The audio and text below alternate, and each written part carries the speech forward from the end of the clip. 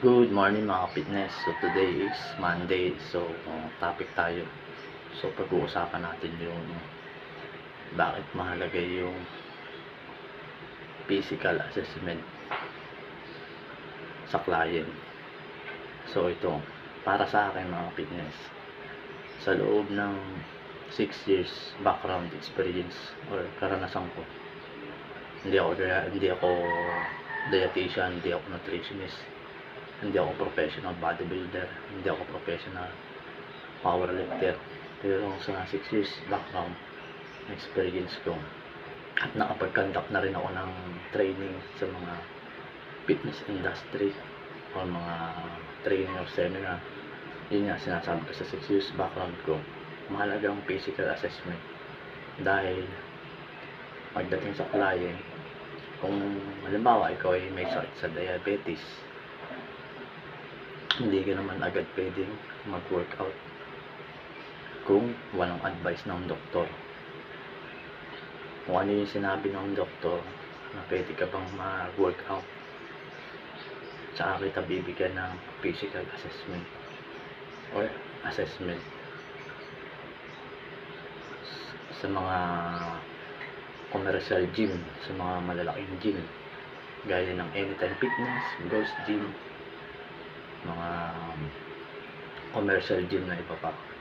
So mahalaga yung assessment or physical assessment, dahil pagdating sa physical assessment ng fitness, dyan i-interview yun yung personality mo.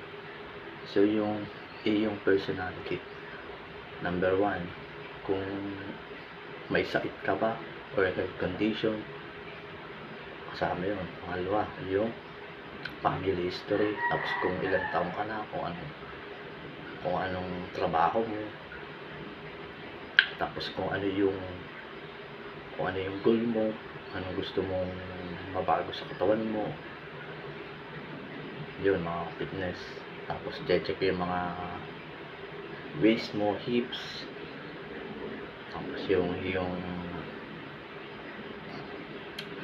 heart na. So check yan. Tapos yung blood pressure mo, check yan ng fitness. Mahalaga yung assessment pagdating sa workout or sa client. Tsaka ka bibigyan ng training, tetest ka pa kung